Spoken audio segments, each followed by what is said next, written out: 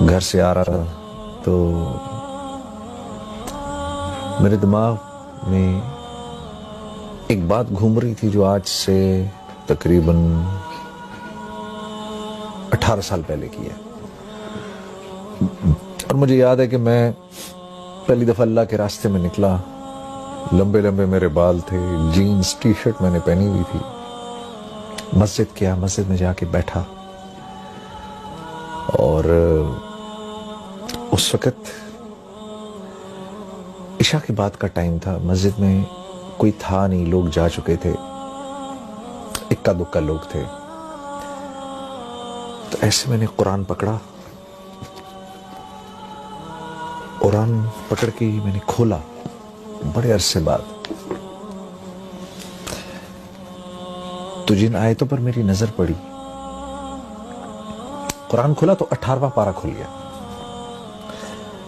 اور جن آیتوں پر میری نظر پڑی اس میں سے پہلی آیت تھی قد افلح المؤمنون, اور نیچے اس کے معنی لکھے ہوئے تھے بالتحقیق کامیاب ہو گئے مومنین. تو میں اس کو دیکھتا رہا, اس آیت کو دیکھ کے آگے میرے سے پڑھا نہیں گیا. مجھے خیال آیا کہ کامیاب ہو گئے مومنین. تو کامیابی تو میرے نزدیک اس وقت کوئی اور چیز تھی. اس وقت میرے نزدیک کامیابی تھی پیسے کا ہونا, شہرت کا ہونا, نام کا ہونا, مال کا ہونا, لوگوں میں جانا, پہچانا جانا. یہ میرے نزدیک کامیابی تھی. لیکن مجھے اس بات کا بھی احساس تھا کہ یہ اللہ کا کلام ہے, اور کچھ تھوڑا بہت میرا وقت کیونکہ لگ چکا تھا, تو مجھے اس بات کا احساس ہو گیا تھا کہ اصل کامیابی تو وہ ہے جو اللہ کے ہاں کامیابی ہے. اصل کامیابی وہ نہیں ہے جس کو میں کامیابی کہوں. یہ بات بھی ذرا سمجھنے کی ہے. اللہ جس کو کہے وہ کامیاب ہے, اس کی کیا وجہ ہے؟ اس کی وجہ ایسے سمجھاتے ہیں علماء کرام. یہ اتنی کائنات ہے نا جو ہمیں آپ کو نظر آتی ہے, یہ ساری کی ساری اللہ نے انسان کے لیے بنائی ہے, اور انسان کو اللہ نے اپنے لیے بنایا ہے. اب اس کائنات میں جو چیز میری ضرورت کی ہے وہ میرے لیے جتنی ضروری ہے نا اس کی اتنی ہی اونچی قیمت ہے. اگر گاڑی انسان کی ضروریات کو پورا کرتی ہے تو اس گاڑی کی قیمت ہے, اور وہ قیمت کس نے لگائی ہے؟ انسانوں نے.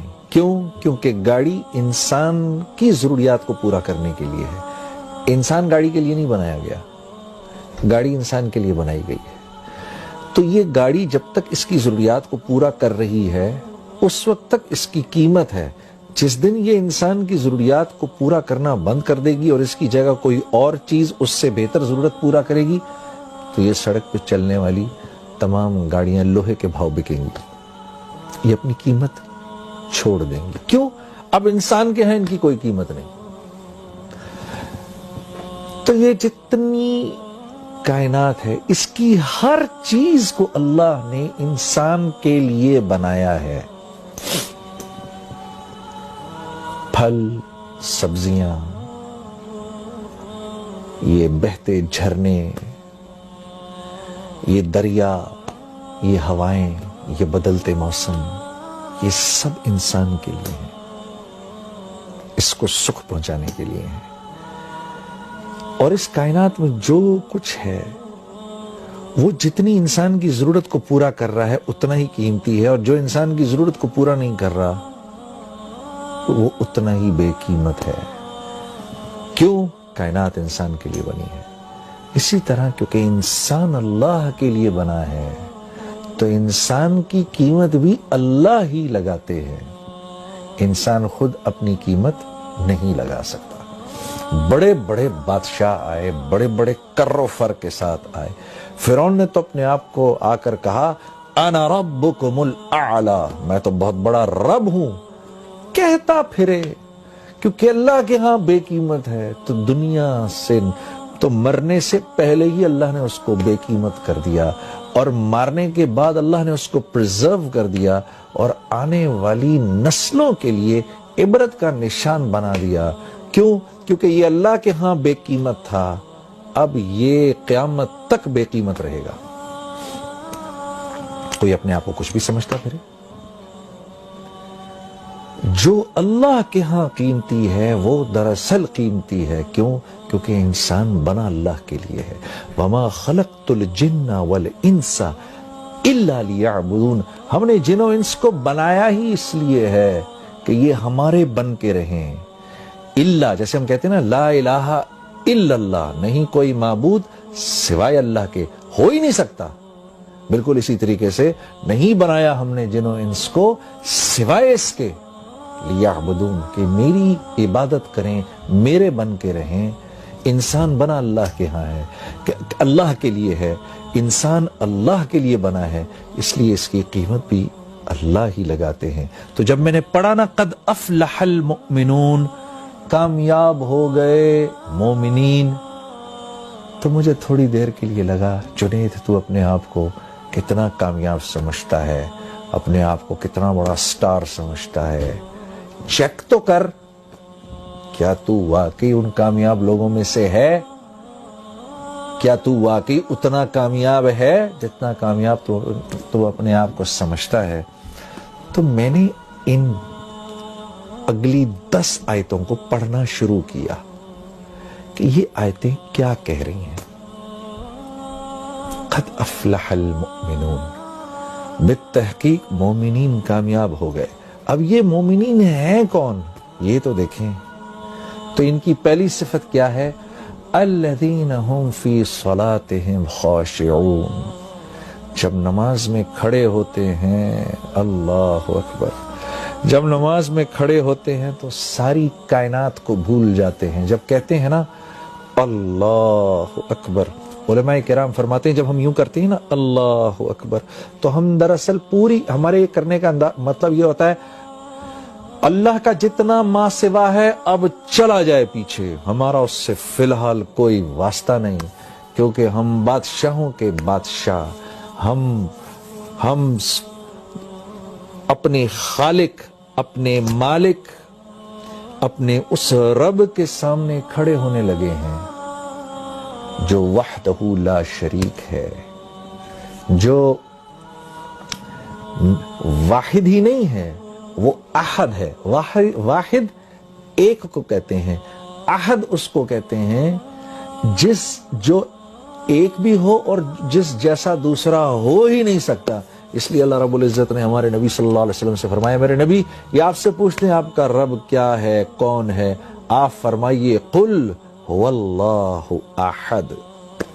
تمہارے اتنے دماغ ہیں ہی نہیں کہ تمہیں اللہ رب العزت شرح صدر ہوں کہ اللہ ہیں کیسے؟ اللہ احد ہیں، اللہ جیسا دوسرا کوئی ہے ہی نہیں۔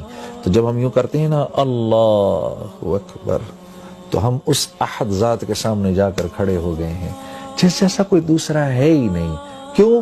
وہ اکیلا خالق ہے، اس جیسا کوئی خالق ہے ہی نہیں، ہو ہی نہیں سکتا اس کے، بلکہ اس جیسا کوئی خالق تو کیا کہنا، اس کے سوا کوئی تخلیق دے ہی نہیں سکتا۔ انسان ایجادات کرتا ہے۔ ایک صاحب نے مجھ سے کہا کہ بھائی دیکھیں نا، ایک کاغذ تو ہم نے بنایا، انسان نے بنایا، گاڑیاں ہم نے بنائی ہیں۔ میں نے کہا ایک منٹ، انسان جب کسی چیز کو تخلیق دیتا ہے نا تو اس میں 4 پروسیسز ہوتے ہیں۔ انسان کی تخلیق میں 4 پروسیسز ہیں، جن میں سے 1 2 3 اللہ کے ہیں، 1 انسان کا ہے۔ اللہ کے 3 پروسیسز کیا ہیں؟ جو چیز انسان نے تخلیق کی ہے اس کے انگریڈینٹس کا بنانے والا ایک اکیلا اللہ ہے۔ پہلی بات یہ۔ دوسری بات یہ، ان انگریڈینٹس کی جو کوالٹیز اور جو پراپرٹیز ہیں، ان میں پانی کا پیاس بجھانا، لوہے کا سخت ہونا، لکڑی کا ہونا، زہر کا فیٹل ہونا، یہ جو کوالٹیز ہے نا جن چیزوں کو انسان ملا رہا ہے, ان چیزوں کی کوالٹیز بھی انسان کی بنائی ہوئی نہیں, اللہ کی بنائی ہوئی, اس میں اللہ کی ڈالی ہوئی ہے. تیسری چیز کہ جن چیزوں کو انسان نے جوڑا آپس میں کوئی بھی چیز تخلیق کرنے کے بعد, اب ان چیزوں میں جو پراپرٹیز کی جو چینج آئی ہے وہ بھی من جانب اللہ آئی ہے. چوتھی چیز انسان کی چیزوں کو ملانا. تو انسان تو چیزوں کو جوڑتا ہے, ایلوائز کو ملا دیتا ہے, ایک سرٹن والیوم, پریشر اور ٹیمپریچر سے انسان اللہ کے جو بنائے ہوئے ایلیمنٹس ہیں ان کو ہیٹ کرتا ہے, پھر وہ ایلیمنٹس, ان ایلیمنٹس کو سرٹن پریشر, سرٹن والیوم پہ اور پھر ان کو آپس میں جوڑتا ہے. وہ تو آپس میں جڑتے ہیں, جڑنے کے بعد ان کی جو کوالٹیز چینج ہو جاتی ہیں, ان میں وہ پراپرٹیز کا چینج ہونا بھی اللہ کے ہاتھ میں ہے. تو انسان خالق نہیں ہے, اللہ کے آگے اللہ کے سوا کوئی چیز, کوئی تخلیق کر نہیں سکتا. تو جب اتنے بڑے رب کے سامنے میں کھڑا ہوا ہوں, میرا دماغ ادھر ادھر جائے, اللہ فرماتے ہیں جو کامیاب لوگ ہیں جب وہ میرے سامنے کھڑے ہوتے ہیں, successful people, when they stand in front of me, they forget everything around them.